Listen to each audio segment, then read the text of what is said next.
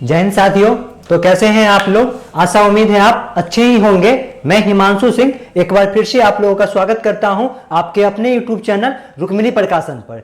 जैसा कि हम एसएससी जीडी के लिए मैथ का सेट प्रैक्टिस कर रहे हैं और आज आपका क्लास नंबर 7 है जिसका डिस्कशन आज के इस वीडियो में करेंगे। इस डिस्कशन से पहले आप थोड़ी सी बात ये जान लीजिए कि इसका पीडीएफ आपको कहाँ मिलेगा। पहले आपको पीडीएफ नहीं जा रहा था, लेकिन अब आपको इन सभी क्लास का पीडीएफ मिल जाएगा। पीडीएफ मिलेगा तो आपको क्या करना है, पहले ये क्लास देख लेना है। क्लास 10 बजे रात में प्रत्येक दिन YouTube पर अपलोड हो जाएगी और 10 बजे जैसे ही क्लास अपलोड होगी उसके साथ इसका पीडीएफ भी डाल दिया जाएगा।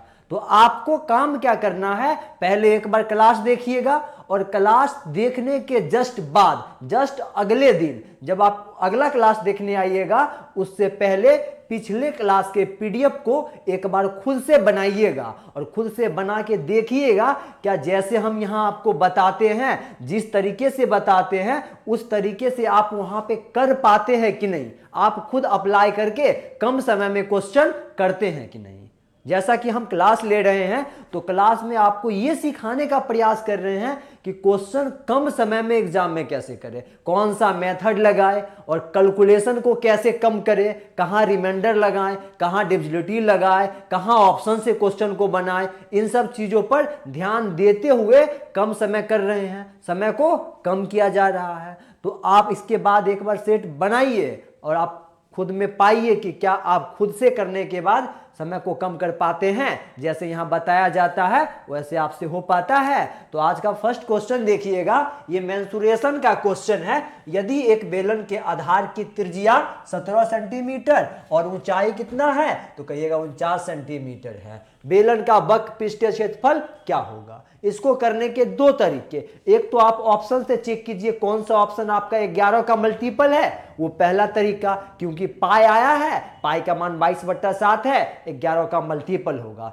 तो ऑप्शन से आप कर लेते। और बेसिक से भी करेंगे तो कम समय में कैसे करेंगे वो सीखिएगा। तो आपका वक्र पृष्ठीय क्षेत्रफल बेलन का बोले तो लेटरल सरफेस एरिया, फॉर्मूला क्या होता है, कहिएगा 2 पाई RH। अब सबका मान रखिएगा तो 2 और पाई का मान 22/7 और R के स्थान पे क्या है 17 और ऊंचाई के जगह 49। अब यहीं पे हम थोड़ा अपना कैलकुलेशन कम करके इतना बड़ा जो गुना है इस समय को बचा सकते हैं। कैसे, 7 से पहले काट लीजिए 7 बार में। अब आपका क्या आ गया 2 गुने 22 गुने 17 और गुने 7। अब इतना लंबा गुना करने में तो आपका टाइम लगेगा, तो टाइम को कैसे बचाते देखते। जब ये पूरी को गुना करेंगे तो ये 2 का गुणज है, यानी इसमें 2 से गुना हो रहा है और 2 से गुना होने के बाद रिजल्ट सम संख्या आता है।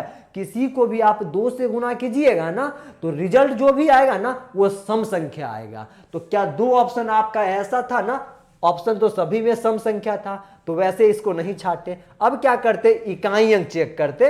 तो इकाई अंक चेक करने के लिए क्या करते, 2 दूनी 4, इकाई अंक 4 बना, 7 चौक 28, इकाई अंक 8 बना, 8 सते 56, इकाई अंक 6 बनेगा। यानी ये आपका आंसर नहीं है और ये आपका आंसर नहीं है, यानी 2 ऑप्शन तो आप काट लिए। अब 2 ऑप्शन बचा तो 2 में चेक कर लेंगे कौन सा 11 का मल्टीपल है। तो 11 का मल्टीपल चेक करेंगे तो 5 3 8, 6 2 8, ये 11 से कट रहा। और यहाँ चेक कीजिएगा 5 5 10 और 6 2 8, ये 11 से नहीं कटा। तो आपका कौन सा ऑप्शन 11 का गुणज था, केवल ऑप्शन सी। या तो यहां से बनाइए और आप ये भी चेक कीजिएगा कि सम है, तो आप ऑप्शन देखें तो सभी ऑप्शन आपका सम संख्या था, तो वैसे नहीं छाटे। कभी क्या होगा कि देखिएगा सम है तो 2 ऑप्शन छट जाए, 1 ऑप्शन छट जाए, तो ट्राई कर लेंगे कि सभी ऑप्शन सम है, तो यहाँ सभी संख्या सम था। फिर देखने गए 11 का गुणज, 11 का गुणज देखे तो एक ही ऑप्शन 11 का गुणज था। और यूनिट डिजिट देख लेंगे, सभी को लगाएंगे क्वेश्चन बनाते समय।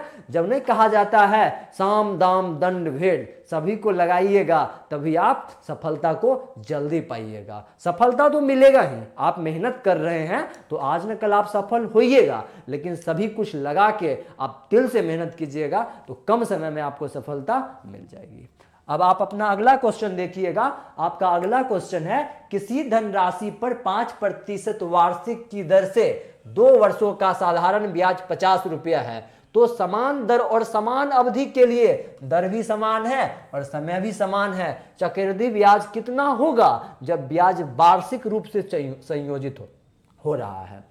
अब आप बताइए साधारण ब्याज में क्या होता है कि प्रत्येक वर्ष साधारण ब्याज जो मिलता है वो प्रिंसिपल पर मिलता है, यानी मूलधन पर मिलता है, और प्रत्येक साल बराबर बराबर, जैसे 2 साल में 50 रुपया मिला है साधारण ब्याज, तो पहले साल भी 25 और दूसरे साल भी 25। अब सिंपल इंटरेस्ट की बात कीजिएगा एसआई के लिए, तो पहले साल भी ये पहला साल होगा और ये आपका दूसरा साल होगा। पहले साल भी 25 रुपया मिलेगा, दूसरे साल भी 25 रुपया मिलेगा।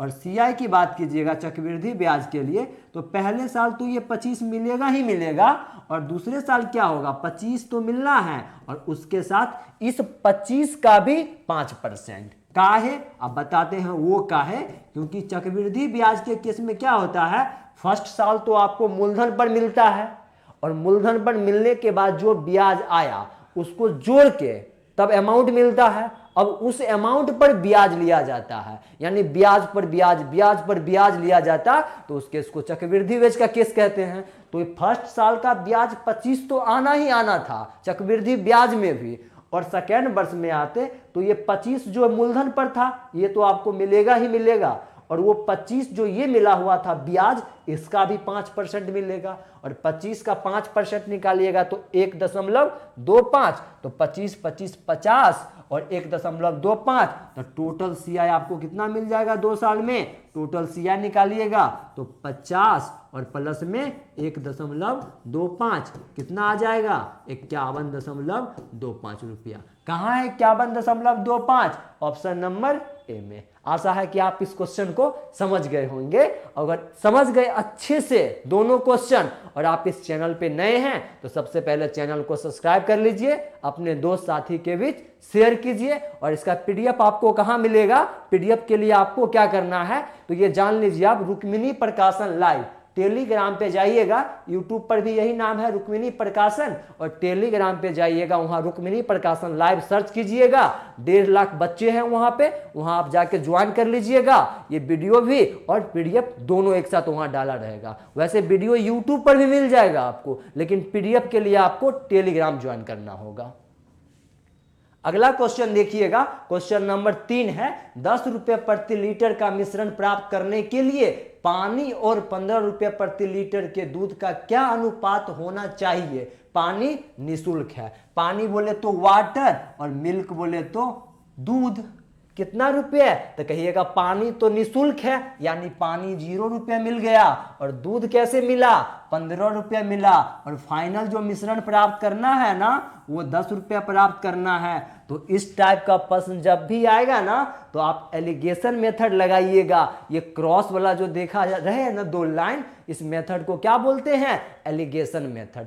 कब लगाते हैं एलिगेशन, तो ये जान लीजिए 2 अलग अलग वस्तु का मूल्य मालूम हो और संयुक्त मिश्रण जो प्राप्त किए उसका मूल्य मालूम हो, तब हम वहां पे एलिगेशन लगा देते हैं। तो 2 वस्तु अलग अलग क्या है, आप कहिएगा दूध और पानी था, एक का मूल्य 0 रुपये, एक का मूल्य 15 रुपये, और फाइनल मिश्रण का जो मूल्य था वो 10 रुपये था। तो एलिगेशन लगाइएगा, एलिगेशन लगाने से जो रेशियो आपको मिलेगा वो मात्रा का रेशियो होगा कि किस अनुपात में किसको मिलाए थे, यानी कितना दूध लिए थे, कितना पानी लिए थे। वैसे पानी ही ज्यादा लिया होगा, भाई बड़ा बेईमान है ये। अब यहां से सॉल्व कीजिएगा, अनुपात निकालिएगा मात्रा का, किसका, मात्रा का अनुपात निकालिएगा। तो 15 में से इस 10 को घटाइए और इस लाइन पे लिखिए। आप इस लाइन को देखिएगा तो 15 और 10 है इस लाइन पे, तो 15 में से 10 घटा के यहां लिखिए, तो कहिएगा 5। और अब क्या कीजिएगा, इस लाइन को देखिए, इस लाइन पे आइएगा तो बीच में 10 और यहाँ 0, तो 10 में से 0 घटा लीजिएगा तो 10। अनुपात कितना आ गया, 5 और 10। इसको सॉल्व कर लीजिएगा तो 1:2। कहां है 1:2, आपके ऑप्शन नंबर बी में क्या था, 1:2। अब आप अपना अगला क्वेश्चन देखिएगा। आपका अगला क्वेश्चन है इस क्वेश्चन को करने के लिए दो तरीके, और दोनों तरीके अच्छे हैं, लेकिन एक रेशियो वाला तरीका बहुत इजी है, जिससे आप मूलधन भी निकाल सकते हैं, ब्याज भी निकाल सकते हैं और अमाउंट भी निकाल सकते हैं, यानी मिश्रधन भी निकाल सकते हैं। एक तो फॉर्मूला वाला तरीका कि अमाउंट बराबर, क्या फॉर्मूला है आपका, तो कहिएगा अमाउंट बराबर principal into 1 plus R/100 power में T। ये तो बेसिक है, इससे तो सभी बच्चे करने जाएंगे, लेकिन आपको क्या करना है, रेशियो लगाना है। तो रेशियो कैसे लगाएंगे वो सीखिएगा। तो रेट आपका कितना था, आप कहिएगा 15%, और 15% का फ्रैक्शन कीजिएगा तो 15/100 यानी 3/20। तो ये 20 नीचे जो आया ना, यही आपका प्रिंसिपल है, और ये 3 यूनिट जो है ना, वो आपका इंटरेस्ट है, यानी ब्याज है। 15% रेट से आप ब्याज लीजिएगा तो एक साल में 20 रुपया पर 3 रुपया आपको ब्याज मिलेगा। तो 20 रुपया लगाइएगा, 3 रुपया ब्याज पाइएगा, तो आपका अमाउंट कितना होगा, यानी मिश्रधन कितना होगा, तो 20 + 3 23। तो फर्स्ट साल के लिए आइएगा, पहले साल के लिए, फर्स्ट ईयर के लिए, तो आपका क्या हो जाएगा, प्रिंसिपल से अमाउंट का रेशियो 20 और 23 का। प्रिंसिपल 20 लगाइएगा, अमाउंट बोले तो मिश्रधन 23। ये फर्स्ट साल के लिए। और सेकेंड साल के लिए आइएगा, जब 2 साल की बात हो तो क्या करना है, फर्स्ट साल में जो रेशियो आया ना, उसी का स्क्वायर कर दीजिए तो 2 साल पर पहुंच जाएंगे। अब 20 का स्क्वायर कीजिएगा तो कितना, 400, और आप 23 का स्क्वायर कीजिएगा तो 529। हालांकि आप कहिएगा स्क्वायर याद नहीं होगा, तो आप कम से कम 30 तक तो स्क्वायर याद रखें। वैसे सभी संख्या का स्क्वायर कैसे निकलता है उसके लिए भी एक अलग से वीडियो लाएंगे, वहां आपको सभी चीज सिखा देंगे कि तुरंत स्क्वायर कैसे निकाला जाता है। 4 से 5 सेकंड में आप सभी का स्क्वायर निकाल लीजिएगा। 100 तक की जो संख्या है ना, 4 से 5 सेकंड लगेगा निकालने में। तब तक के लिए 23 का 529 और 20 का 400। ये जो आप 400 है ना, ये 2 साल का क्या है, प्रिंसिपल है, और ये 529 जो है ना, ये अमाउंट है, यानी मिश्रधन है, और इन दोनों का जो अंतर है वो क्या होगा, ब्याज होगा। ब्याज कितना होगा, तो कहिएगा 129 यूनिट होगा। अब आपको यहाँ क्या दिया है, 26,450 का मिश्रधन देता है, यानी इसका मान कितना दे दिया, इस 529 का मान, तो कहिएगा 26,450। ये क्या है, अमाउंट है। तो अमाउंट कितना गुना हुआ, रेशियो में 529 और रियल में 50 गुना। आप देखिएगा तो इसको 50 से गुना करने के बाद 26,450 आएगा। अब पूछा क्या जा रहा है, मूलधन बताइए, यानी 400 का मान बताइए। तो 400 भी अपने आप का कितना गुना हो जाएगा, आप कहिएगा 50 गुना। 400 को 50 से गुना कर दीजिएगा तो आपका आंसर क्या आएगा, 20 पर 3 गो 0, यानी 20,000 आपका क्या होगा, आंसर होगा। अब आप बताइए कि सीआई का क्वेश्चन आप रेशियो से इस तरीके से करते थे, 3 साल का हो, 4 साल का हो, सभी क्वेश्चन को कर सकते हैं यहां से, या ब्याज दिया हो, या फिर आपको अमाउंट दिया हो, या फिर प्रिंसिपल दिया हो। अब आप अपना अगला क्वेश्चन देखिएगा। अगला क्वेश्चन है, एक पुलिसकर्मी को 380 मीटर की दूरी से एक चोर दिखाई देता है। चोर भागने लगता है और पुलिसकर्मी उसका पीछा करता है। चोर और पुलिसकर्मी क्रमशः 25 मीटर प्रति सेकेंड और 30 मीटर प्रति सेकेंड की चाल से दौड़ते हैं। पुलिसकर्मी को चोर पकड़ने में कितना समय लगेगा। चोर और पुलिसकर्मी के बीच की दूरी कितना, तो कहिएगा 380। अब चोर भाग रहा है, पुलिस पीछे से पीछा कर रहे हैं। चोर भाग रहा है 25 मीटर पर सेकेंड के चाल से और पुलिस भाग रहे हैं 30 मीटर पर सेकेंड के चाल से। तो प्रति सेकेंड 5 मीटर पुलिस आगे होगा प्रति सेकेंड, और उनको कितना दूरी तय करना है, तो कहिएगा 380 मीटर।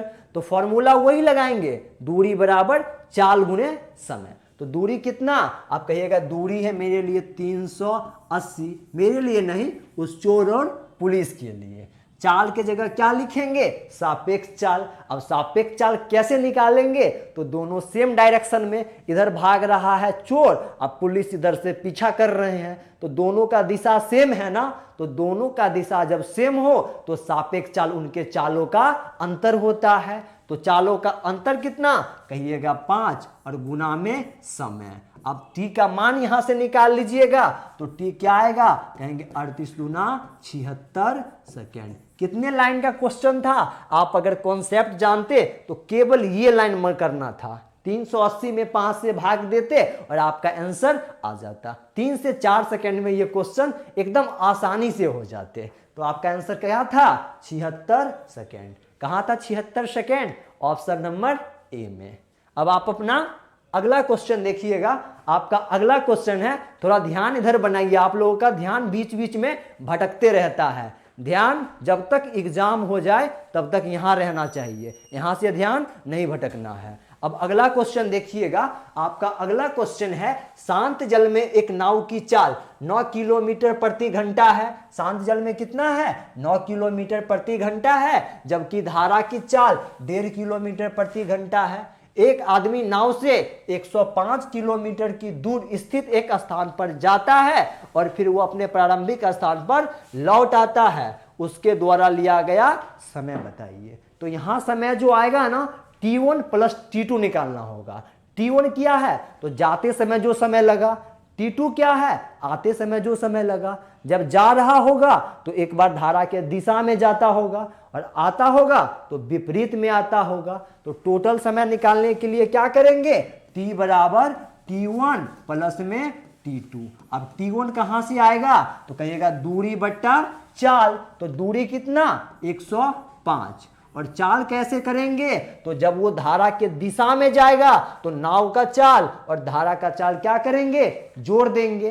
तो 9 और 1.5 को जोड़ लेंगे तो 10.5। जब धारा के दिशा में जाए वो लगा समय, जब धारा के विपरीत वो आएगा तो दूरी तो 105 ही आएगा ना, और चाल विपरीत में क्या करेंगे? घटा लेंगे। तो घटाते समय क्या करेंगे? 9 माइनस 1.5, तो क्या आ जाएगा? 7.5। अब इसको सॉल्व कर लीजिएगा। 1 दशमलव हटाइएगा, ऊपर एगो शून्य बैठेगा, पूरा से पूरा कट के क्या बार में? कहिएगा 10 बार में। अब यहां सॉल्व कीजिएगा तो 15/2 और 15 सत्ते 105, 7 दूनी 14, यानी 10 और 24 कितना समय लग जाएगा?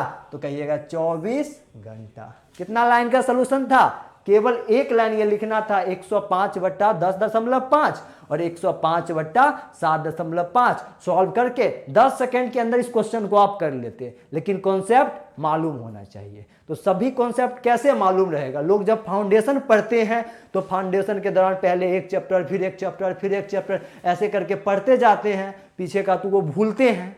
गॉड तो है नहीं कि सब कुछ उनको याद रहेगा, विद्यार्थी है, बहुत सारा चीज पढ़ना पड़ता है, तो कुछ कुछ चीज वो भूलते रहते हैं। तो जब वो प्रैक्टिस करते हैं ना सेटों का, तो क्या होता है? सभी कॉन्सेप्ट का रिवीजन होते रहता है। ये सेट पढ़े तो ये कॉन्सेप्ट आ गया, वो सेट पढ़े तो वो कॉन्सेप्ट आया। प्रत्येक दिन 20 क्वेश्चन आएगा, तो 20 कॉन्सेप्ट तो आएंगे ही आएंगे प्रत्येक दिन। जब आप कुछ सेट का प्रैक्टिस कर लीजिएगा तो जितने भी कॉन्सेप्ट अच्छे अच्छे होंगे जो एग्जाम में बार बार आते होंगे, उन सब का प्रैक्टिस हो जाएगा। और प्रैक्टिस रहेगा, आपका पकड़ रहेगा, तो क्वेश्चन आएगा फटाफट करके आप आगे निकल जाइएगा। अब अगला क्वेश्चन देखिएगा। आज का क्वेश्चन नंबर 7 है, पहली तथा दूसरी मिश्र धातु में तांबे और सोने का अनुपात क्रमशः कितना है? 3, 4 और 2, 5 है। पहली मिश्र धातु में 14 kg, दूसरी मिश्र धातु में 21 kg के साथ मिलाया जाता है। तो नए मिश्रण में क्रमशः तांबे और सोने का अनुपात बताइए। सबसे पहला काम क्या कि पहला है, पहला में क्या क्या है? कहिएगा तांबा है और कौन है? और आपका सोना है। तांबा और सोना है। क्या क्या है? तांबा और सोना, यानी Cu और Au। किस अनुपात में? तो कहिएगा 3 और 4 के अनुपात में। दूसरे में क्या है? तो दूसरे में भी यही मिश्र धातु है। कौन कौन? तो कहिएगा तांबा है यानी Cu, और सोना बोले तो Au। कोई दिक्कत? यहां किस अनुपात में है? कहिएगा 2:5 के अनुपात में है। अब अनुपात फर्स्ट मिश्रण में 3, 4 का है और रियल में 14 kg है। तो 3 और 4 7 है अनुपात में, और रियल में 14। तो 7 का मान 14 kg, तो 1 का मान 2 kg। उसी प्रकार 3 का मान निकाल लेंगे तो 6 kg, यानी पहले मिश्र धातु में तांबा 6 kg और 4 का मान निकालेंगे तो 8 kg। सोना कितना? 8 kg। अब सेम यही काम करेंगे दूसरे मिश्र धातु में, तो यहाँ अनुपात 2 है और 5 है, तो टोटल अनुपात में 7 है और इस 7 का मान 21 kg है। दूसरे मिश्र धातु में 21 kg के साथ मिलाते हैं, तो 7 का मान 21, तो 1 का मान 3, 2 का मान 6, यानी सेकेंड मिश्र धातु में तांबा कितना? 6 kg और 5 का मान निकालेंगे तो 5 15 kg। सेकेंड में आपका सोना कितना 15 kg। अब कहा गया दोनों को एक साथ मिलाते हैं तब तांबा और सोना का अनुपात बताइए। अब मिलाया जा रहा है किसको किसको, 6 kg और 6 kg, तो 6 + 6 कितना, कहिएगा 6 और 6 12, 12 कितना तांबा। अब कहिएगा सोना यहाँ 8 यहाँ 15, 8 + 15 कितना, तो जोड़ लीजिएगा 12, अनुपात आपका क्या होगा 23। कहाँ है 12 23, आपके ऑप्शन नंबर बी में। यहाँ तो लिख के आपको समझाना पड़ा, लेकिन एग्जाम में आप माइंड में ही कर सकते थे। 7 का मान 14, 1 का 2, तो 2 का 3 का 6, वहाँ 6 यहाँ 6 12, देखते 12 कहाँ था, ऑप्शन नंबर बी में। अब अगला क्वेश्चन देखिएगा। अगला क्वेश्चन है इसको भिन्न के रूप में बताना है। इतना बड़ी संख्या लिखा है 45,235 पर 3 लास्ट के 3 अंक पे बार लगा दिया, को भिन्न के रूप में बदलिए।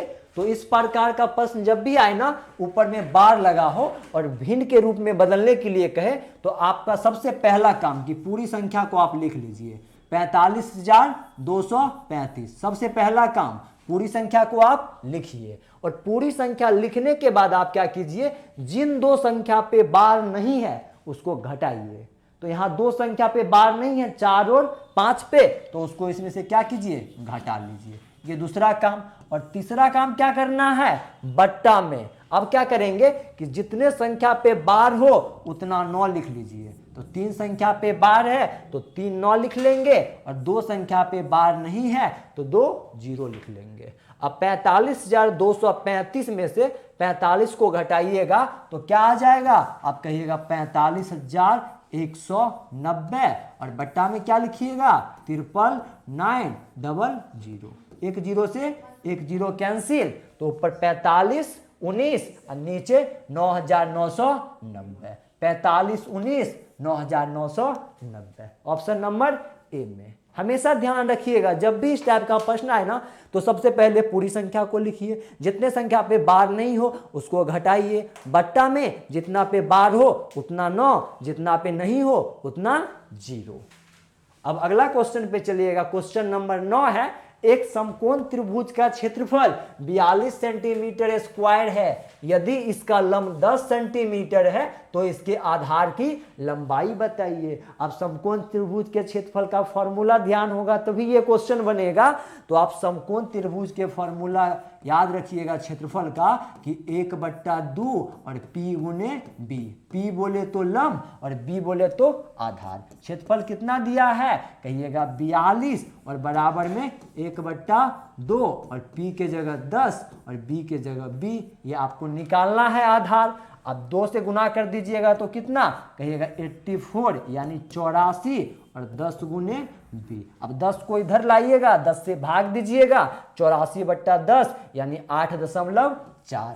कहाँ था 8.4, ऑप्शन नंबर सी में। ऐसे करते कितना कम समय में 9 क्वेश्चन आपको समझाते हुए कर लिए। अगर आप इसी क्वेश्चन को एग्जाम में करते तो आपको वहां किसी को समझाना नहीं है, खुद माइंड में कॉन्सेप्ट जानते हैं तुरंत बना दीजिए, कॉन्सेप्ट जानिएगा तुरंत बना दीजिएगा, और अपनी सफलता को सुनिश्चित करिएगा। बस आप मेहनत और लगन से काम करते रहिए, जितना कहा जा रहा है ईमानदारी से उतना काम कीजिए, और एग्जाम के बाद फिर आप आके हमसे मिलिएगा, क्या आप कम समय में क्वेश्चन करते हैं या नहीं करते हैं ये बताइएगा। अब अगला क्वेश्चन देखिएगा। एक फुटकर विक्रेता कुछ सामान 1280 में खरीदता है और उसके 1/3 सामान 15% हानि पर बेच दिया। 1/3 को क्या किया, 15% हानि पर बेच दिया। यानी टोटल सामान अगर 3 होगा ना तो वो 1 को बेच दिया 15% के हानि पर। शेष को कितने प्रतिशत लाभ पर बेचा जाए ताकि पूरे लेन देन पर 15% का लाभ हो। और इसको करने का, इस सवाल को करने का एक बेसिक मेथड है जो इतना घटिया है वो एग्जाम लायक नहीं है। तो इसको रेशियो से कैसे करेंगे वो सीखिए, और बहुत कम समय में कर सकते हैं रेशियो मेथड से। तो उसके लिए आपको क्या करना है, उसने 1/3 को बेच दिया तो टोटल 3 होगा तो 1 को क्या किया, बेच दिया। अब शेष कितना बचा, 2 बचा। टोटल कितना, कहिएगा टोटल 3 है। सभी काम अनुपात में हुआ। ये फर्स्ट वाले को कैसे बेचा है, तो आप कहिएगा 15% के हानि पर बेचा है। और सेकेंड को कैसे नहीं जानते हैं, सेकेंड के बारे में पूछा जा रहा है, मान लेंगे x। और थर्ड पर वो पूरे पर क्या चाह रहा है कि हमको 15% का लाभ हो। यहां तक आप लिख लीजिएगा। और यहां तक अगर लिख लिए तो अब आपको कुछ नहीं करना है, जहां जितना प्रतिशत लाभ या हानि हुआ हो उस रेशियो से गुना कीजिए।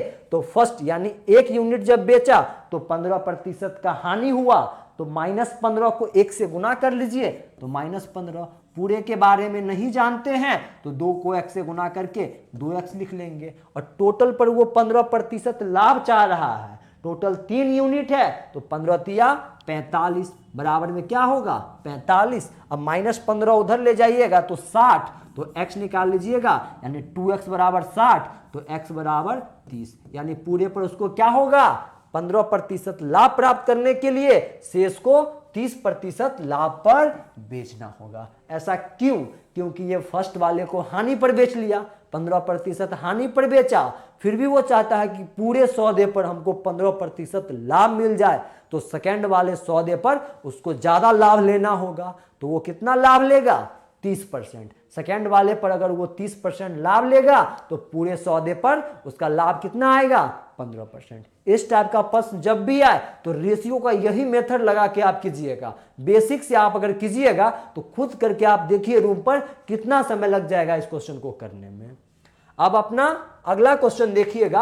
आपका अगला क्वेश्चन है 7 प्राकृत संख्याओं का औसत कितना है 70 है। इनमें से 6 संख्या दिया है, 7वीं संख्या आपसे पूछा जा रहा है। तो 7 प्राकृत संख्याओं का औसत 70 है, तो सभी 7 संख्याओं का योग कितना होगा? तो क्या करेंगे 7 गुने 70, तो सभी 7 संख्याओं का योग निकालिएगा तो 7 गुने 70 यानी 7 और गुने 70 बराबर में क्या लिखना होगा, सभी 6 संख्या का योग मालूम है, 7वीं संख्या मान लीजिए x है, तो सभी 6 संख्या क्या है, तो आप कहिएगा 32 है, 69 है और क्या है आगे, तो कहिएगा 72 है, फिर 65 है, फिर आगे क्या है, तो आगे कहिएगा 79 है और लास्ट में 48 यानी 48 7वीं संख्या को x मान लिए। अब सातों को जोड़ लीजिएगा और इससे घटा दीजिएगा, आपका आंसर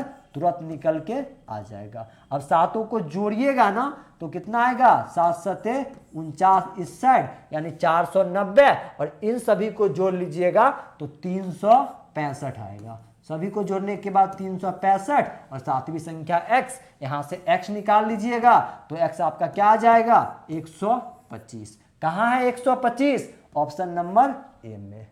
आपसे इतना तो उम्मीद किया जा सकता है कि इन सभी को आप आसानी से जोड़ के और घटा लीजिएगा। ये प्रश्न बहुत इजी था, ये टफ प्रश्न नहीं था, लेकिन थोड़ा जल्दी यहाँ पे जोड़ना था। जल्दी जोड़िएगा उतना कम समय में क्वेश्चन कीजिएगा। अब क्वेश्चन नंबर 12 को देखिएगा। एक दुकानदार 10% की छूट देता है तो उसे 10% का लाभ होता है। समान स्थिति में यदि वह 25% की छूट प्रदान करता है तो उसे कितना प्रतिशत लाभ या हानि होगा। इस प्रकार का प्रश्न हर सेट में एक आता ही है। हर सेट में कभी कुछ घुमा लेगा, लेकिन फर्स्ट बार में यानी फर्स्ट लाइन वो क्या कहेगा कि इतना प्रतिशत छूट दिए फिर भी इतना प्रतिशत लाभ हुआ। तो सबसे पहला काम इस प्रकार के प्रश्न में आपका क्या होता है, सीपी से एमपी का रेशियो निकाले। सीपी बोले तो क्रय मूल्य और एमपी बोले तो अंकित मूल्य, उसका रेशियो निकाल लीजिएगा। तो उसके रेशियो के लिए एक फॉर्मूला है सीपी बट्टा एमपी यानी क्रय मूल्य बट्टा में अंकित मूल्य का 100% माइनस में क्या करना है डिस्काउंट परसेंट और बट्टा में क्या करेंगे 100% प्लस में प्रॉफिट परसेंट। सीपी से एसपी का रेशियो मालूम हो जाए उसके बाद जो भी पूछेगा वो हम मालूम कर देंगे। तो कैसे रेशियो निकालिएगा, डिस्काउंट कितना मिला 10%, फिर भी लाभ कितना हुआ 10% का, तो डिस्काउंट के जगह 10 रखिएगा, 100 में से 10 घटेगा तो 90 और प्रॉफिट के जगह भी 10 रखिएगा, प्रॉफिट भी 10 ही हुआ तो 100 और प्लस 10 तो 110 तो 90 बट्टा 10 क्या हो जाएगा सीपी से एमपी का रेशियो, कहिएगा 90 बट्टा 110। 0 से 0 काट लीजिएगा तो 9 बट्टा 11 यानी क्रय मूल्य 9 यूनिट और अंकित मूल्य 11 यूनिट। ये रेशियो निकाल लिए। अब आगे क्या कहा गया, यदि समान स्थिति में वह 25% की छूट दे देगा, यानी छूट तो वो अंकित मूल्य पर देगा, यानी 11 यूनिट पर दे देगा। कितना छूट, तो कहिएगा 25% छूट। 25% छूट देगा तो 75% पर देगा, और 75% का फ्रैक्शन वैल्यू 3/4, यानी 11 के 3/4 पर देगा। तो 11 किया 33, और 33 को 4 से भाग दीजिएगा तो आपका विक्रय मूल्य कितना यूनिट आ जाएगा, तो आप कहिएगा 8.25, यानी समान था 9 का, अब बिक रहा है 8.25 में, तो इसका मतलब क्या हुआ, आप कहिएगा हानि हुआ। तो क्या निकालिएगा, हानि प्रतिशत, कितना का हानि हुआ है, तो 9 का सामान 8.25 में बिका, यानी 0.75 का हानि हुआ। किस पर निकालेंगे, क्रय मूल्य पर, और प्रतिशत में लाने के लिए 100 से गुना। अब इसको काट के सॉल्व कीजिएगा तो 75/9 प्रतिशत, इसको 3 से फिर काट लीजिएगा तो 25/3, और 25/3 को सॉल्व कर लीजिएगा तो 8.33% का क्या आएगा, हानि आएगा। ये फॉर्मूला तो आप याद ही रखिएगा, ये फॉर्मूला से बहुत क्वेश्चन बनेगा, और हर सेट में इस फॉर्मूला पे एक क्वेश्चन आएगा। आप इस फॉर्मूला को याद कर लीजिए। अगर आपके सेट में ये क्वेश्चन नहीं आया ना, तब आप बताइएगा कि इस फॉर्मूला पे क्वेश्चन नहीं आया था। सेम यही चीज नहीं पूछेगा, वो कुछ और पूछेगा कि बताइए अंकित मूल्य क्रय मूल्य से कितना अधिक था, ये पूछ लेगा। कभी कहता है अंकित मूल्य से क्रय मूल्य का रेशियो बताइए।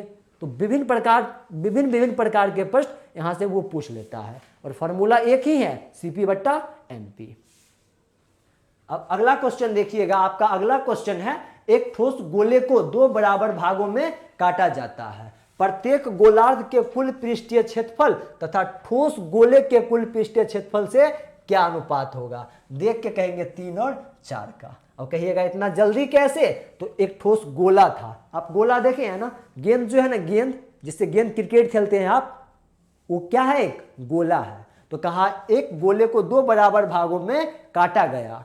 प्रत्येक गोलार्ध, जब गेंद को 2 बराबर भागों में काटिएगा ना, तो एक साइड गेंद निकल जाएगा आधा, एक साइड आधा, तो एक जो आधा निकला प्रत्येक, उसको बोलेंगे अर्धगोला। तो वही लिखा गया है, प्रत्येक गोलार्ध के कुल पृष्ठीय क्षेत्रफल तथा ठोस गोले के कुल पृष्ठीय क्षेत्रफल का अनुपात बताइए। तो वो अर्धगोला जो बनेगा, अर्धगोला का कुल पृष्ठीय क्षेत्रफल कितना, आप कहिएगा 3πr²। आपके मन में अब सवाल आ गया होगा कि गोला का कुल पृष्ठीय क्षेत्रफल तो 4πr²। अब आधा काट दिए तो काटने के बाद आधा बचा, तो आधा का तो 2πr² होना चाहिए ना। तो 2πr² तो आधा का हुआ, लेकिन काटने के बाद जो इस साइड एक सरफेस बन जाता है, जिधर अंदर का भाग जिस साइड से दिखता है वो एक वृत्त बना ना, तो वो वृत्त का भी क्षेत्रफल πr²। तो कुल पृष्ठीय क्षेत्रफल निकालिएगा जब अर्धगोला का, तो वो वृत्त बनता है, वो भी क्या होता है, जुट जाता है। तो अर्धगोला का कुल पृष्ठीय क्षेत्रफल 3πr², और गोला का कुल पृष्ठीय क्षेत्रफल 4πr²। अब काटम कुटी खेल लेते हैं, πr² से πr², तो रेशियो क्या आएगा, 3 और 4 का। फॉर्मूला ध्यान होता तो डायरेक्ट देखते और कहते क्या होगा, 3 और 4 होगा। अब अगला प्रश्न देखिएगा, क्वेश्चन नंबर 14। इसमें पेन उठाने की भी जरूरत नहीं है, क्वेश्चन देखिएगा और तुरंत बन जाएगा। अब कहिएगा कैसे बनेगा तुरंत, तो क्वेश्चन पढ़िएगा। एक गतिमान वस्तु द्वारा तय की गई दूरी d समय t के अनुक्रमानुपाती होती है। जब एक ट्रेन 3 घंटा में 120 मील की यात्रा करती है तो वह 8 घंटे में कितना करेंगे। सबसे पहले तो ये 2 ऑप्शन ना फालतू में दे दिया है। अब कहिएगा फालतू में कैसे है, वो 3 घंटा में 120 मील गया, तो 8 घंटा में 120 मील से तो ज़्यादा ही जाएगा, तो 120 से कम तो आंसर नहीं होने वाला था। इसको काट लेंगे। अब बनाने आएंगे तो 3 घंटा में 120 मील, तो 1 घंटा में 40 मील, यानी 1 घंटा में 40, फिर 1 घंटा में 40, फिर 1 घंटा में 40, तो 3 घंटा में कितना मील, 120 मील। तो 1 घंटा में 40 मील, तो 8 घंटा में 8 चौके 32, यानी 360 मील। कहाँ था 360, ऑप्शन नंबर बी में। अब आप अपना अगला क्वेश्चन देखिएगा। अगला क्वेश्चन टाइम एंड वर्क का है। कहा गया ए और बी किसी कार्य को क्रमशः 18 दिन और 12 दिनों में पूरा कर सकते हैं। काम पूरा होने तक वे बारी बारी से एक एक दिन काम करते हैं।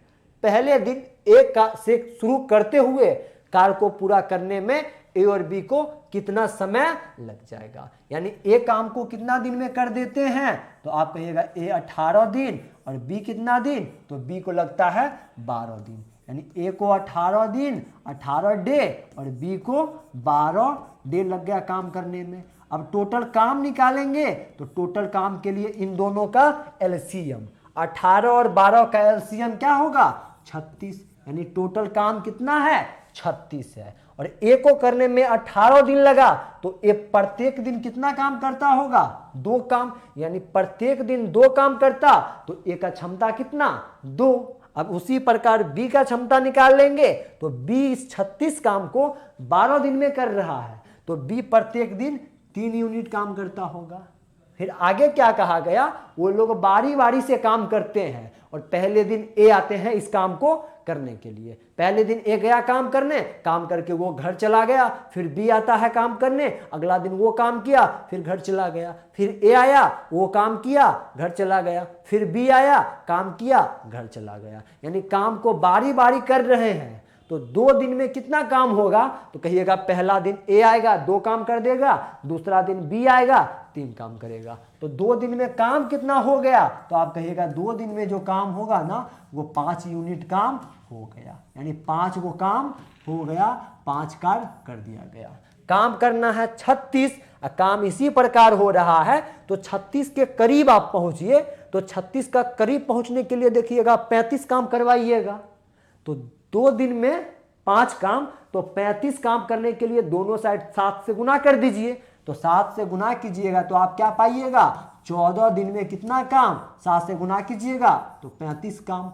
अब एक काम और बचा हुआ है और काम करने अब कौन आएगा, ए आएगा। ए प्रत्येक दिन काम करेगा तो वो 2 काम कर देता है, लेकिन काम हमको एक ही करवाना है तो आधा दिन लगेगा। पूरा दिन काम करेगा ए तो 2 काम करेगा और काम हमको एक करवाना है तो आधा दिन में एक काम करके वो छुट्टी ले लेगा। तो 14 दिन इधर और आधा दिन इधर, तो कितना दिन लगेगा पूरा काम होने में 14.5 दिन। क्या कहिएगा, अगला दिन फिर ए आएगा और आधा दिन में वो कितना काम कर देगा, एक कार्य को कर देगा। अब टोटल 36 काम पूरा के होने में कितना दिन लग गया, तो कहिएगा 36 काम पूरा होने में 14.5 दिन।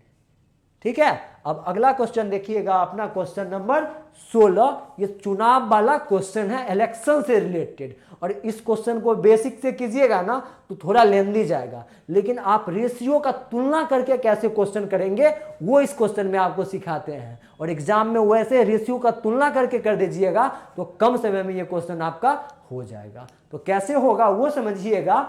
ए और बी के बीच एक चुनाव में बी ने इतना मत प्राप्त किए और ए को कुल मतों के 8% से हरा दिया। यानी किसको हराया गया है, ए को हराया गया है। कहिएगा ए को क्या किया गया, हरा दिया गया है। कितना मत से, कुल मतों के 8% से। और बी को कितना मत प्राप्त हुआ 16,200। तो प्रतिशत में आप ये बताइए कि टोटल मत कितना होगा ए और बी के बीच, तो आप कहिएगा ए और बी के बीच 100% होगा। जितने भी लोग होंगे वो खुद में 100% होंगे।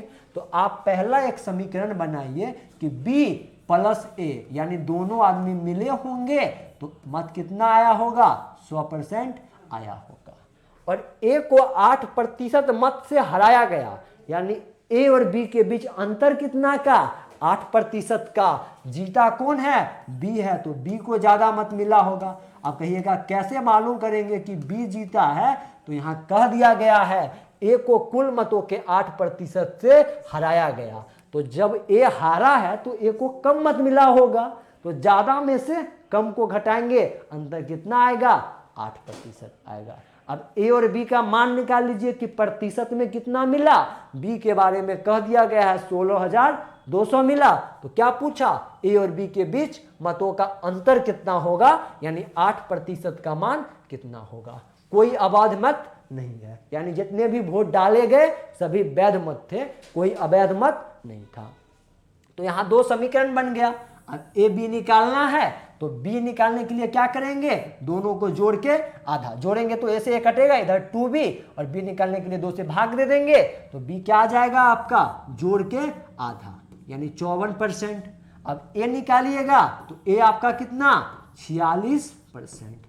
ए को कितना मत मिला 46% और बी को मिला 54%। दोनों के बीच अंतर कितना है 8% है। और बोल दिया गया कि बी को 16,200 यानी इस 54% का मान कितना है 16,200। बताए थे ना तुलना करेंगे परसेंटेज से, तो ये 54 का कितना गुना है कहिएगा 300 गुना है। तो अंतर पूछा गया ना, अंतर कितना है 8% का है, तो रियल में ये भी अंतर 300 गुना होगा। तो 8 तिरिक 24 यानी 2400 मतों का क्या होगा अंतर होगा। कहाँ है 2400 आपके ऑप्शन नंबर डी में। कितना इजी क्वेश्चन था। अगर इसी को बेसिक से बनाते आप x मान के या फिर 100 मान के तो आप ज़्यादा समय ले लेते, और इसको करते तो करने में बहुत कम समय लगता।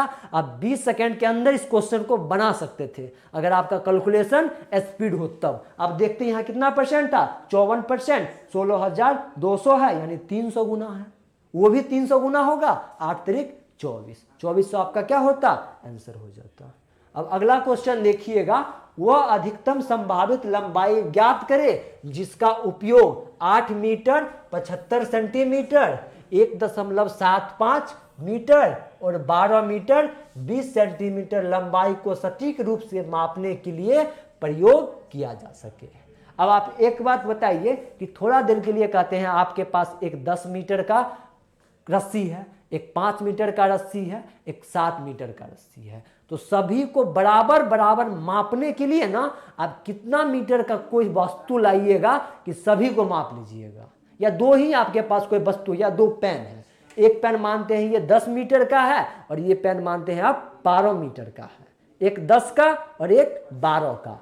और इस दोनों को मापने के लिए हमको एक और दूसरा रस्सी या कुछ भी लाना है, कोई दूसरा वस्तु से मापेंगे तो कितना माप लाएं कि इसको भी पूरा माप ले और इसको भी पूरा माप ले, यानी एक्स्ट्रा कुछ भी न बचे। तो आप कहिएगा 2 सेंटीमीटर लंबाई का लाइएगा ना तो 2 2 2 2 करके 6 बार में ये पूरा मापा जाएगा और 5 बार में ये पूरा मापा जाएगा।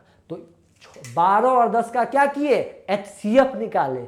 तो उसी प्रकार यहाँ पर 8 मीटर 75 सेंटीमीटर, 1.75 मीटर और 12 मीटर 20 सेंटीमीटर का HCF निकालेंगे। तो HCF निकालने के लिए पहले सबको सेम यूनिट में बदलेंगे।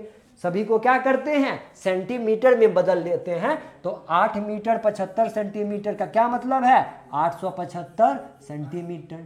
8 मीटर बोले तो 800 सेंटीमीटर और 75 सेंटीमीटर, यहाँ 100 से गुना कर लीजिएगा तो 175 सेंटीमीटर और फिर यहाँ निकालिएगा तो क्या आएगा 1220 सेंटीमीटर, 1220 सेंटीमीटर, 1220 सेंटीमीटर। अब इन सब का HCF निकालना है तो HCF ऑप्शन से चेक कीजिए कि इन सब का HCF क्या होगा। तो ऑप्शन देखिएगा ना, फर्स्ट ऑप्शन को 15, तो आप क्या कहिएगा 15 इन सब का HCF नहीं होगा। क्यों नहीं होगा? क्योंकि HCF वो होता है जो दी गई संख्याओं को काट दे। ये आपका 1220 है ना, 15 इसको नहीं काट पा रहा तो HCF आपका 15 नहीं होगा। अब 20 को देखिएगा तो 20 भी HCF नहीं होगा। ये क्यों नहीं होगा? क्योंकि दो संख्या 875 और 175 को 20 नहीं काट पाएगा पूरा पूरा। HCF संख्याओं को पूरी पूरी काट देती है। जैसे 6 और 12 और 10 का HCF निकाले 2 तो 2 पूरा पूरा काट दिया ना 12 और 10 को। यहाँ HCF वही होगा जो इन सभी लंबाई को पूरा पूरा काट दे। तो अब आइएगा अगले ऑप्शन 10 पे, तो 10 भी नहीं होगा, 10 भी इस दोनों को नहीं काट पाएगा। तो कौन ऑप्शन बचा? Option number D. कितना आसानी से किए, सभी को 1 सेंटीमीटर में बदल लिए, HCF निकाल ले, HCF निकाल के बता दिए कि कौन वो लंबाई होगा जो सभी को सटीक रूप से माप सके। कोई कोई प्रश्न ऐसा भी होता है जहां आप ये नहीं मालूम कीजिए कि उसका आंसर कौन होगा, आप ये मालूम कीजिए कि कौन उसका आंसर नहीं होगा। तो किस प्रश्न में ऐसा करेंगे? आप कंटिन्यू अगर यहाँ बने रहते हैं तो वो सब चीज़ आप खुद ब खुद सीख जाएंगे कि किस प्रश्न में हमको वो करना था। आप अगर पीछे का भी क्लास देखे होइएगा तो आपको समझ आ रहा होगा कि किस क्लास में यानी किस क्वेश्चन में कहाँ पर हम अपना समय बचाएंगे, कहाँ पर क्वेश्चन ऑप्शन से बनाएंगे। अब अगला क्वेश्चन देखिएगा, क्वेश्चन नंबर 18 है। एक दुकानदार 2 साड़ी और 4 कमीज खरीदता है। इस क्वेश्चन को ना मैक्सिमम बच्चे समीकरण बनाएंगे, ये समीकरण 1, समीकरण 2, लेकिन बिना समीकरण सॉल्व किए हुए कैसे बुद्धि से आंसर आएगा वो आप देखिएगा और वही आपको यहां बताएंगे। कहा गया एक दुकानदार 2 साड़ी और 4 कमीज खरीदते हैं। साड़ी को मान लेते हैं कि x होगा और कमीज आपका क्या होगा, मानते हैं ये y होगा। का मूल्य 1600 रुपया तय है, यानी 2 साड़ी और 4 कमीज का मूल्य 1600 रुपया है। उसी पैसे में कोई व्यक्ति, यानी 1600 रुपया में कोई व्यक्ति 1 साड़ी और 6 कमीज खरीद सकता है। यदि मुझे 12 कमीज खरीदनी है तो मुझे कितना भुगतान करना होगा। कमीज को y माने हैं, यानी हमको 12 y का मान क्या करना है, निकालना है। अब समीकरण नहीं सॉल्व करके कैसे ये क्वेश्चन बनेगा, वो बुद्धि लगाएंगे कि समीकरण पहले लिख लेंगे और उसके बाद अपना दिमाग यूज करेंगे। तो 2x यानी 2 साड़ी प्लस 4 कमीज यानी 4y का मूल्य कितना है, 1600 है। ठीक है, फिर आगे कहा गया उसी पैसे में कोई व्यक्ति 1 साड़ी यानी 1x और प्लस में 6 कमीज यानी 6y कितना रुपया में, 1600 रुपया में। अच्छा, अब ये समीकरण 1 रहा, ये समीकरण 2 रहा। दोनों को सॉल्व करके एक्स वाई का मान निकाल लेंगे या वाई का मान निकाल लेंगे, वाई का मान वहां रख देंगे। एक तो वो तरीका, और एक और तरीका क्या है कि आप ये बताइए कि कितना साड़ी आप कम खरीदे हैं। तो आप कहिएगा 1 साड़ी कम खरीदे हैं। तो 1 साड़ी कम खरीदने से क्या हुआ कि 1600 रुपया में आपको 2 कमीज अधिक मिल गया। यानी 1 साड़ी आप कम खरीदे, यानी 2x पहले था, अभी 1x है, x माने हैं साड़ी को। तो 1 साड़ी कम खरीदने के कारण सेम पैसा में 2 कमीज ज्यादा खरीद लिए, यानी 1 साड़ी का मूल्य कितना होगा, 2 कमीज के बराबर होगा। तो 1 साड़ी बोले तो 1x किसके बराबर होगा, 2y के बराबर होगा। इस बात को कितने लोग समझ गए, कमेंट करके बताइएगा कि 1x 2y के बराबर कैसे हुआ। तो 1 साड़ी कम खरीदे जिस कारण से 2 कमीज अधिक खरीदा गया। अब क्या कीजिए, x के जगह रख दीजिए यहीं पे, दोनों समीकरण को सॉल्व नहीं करना पड़ेगा।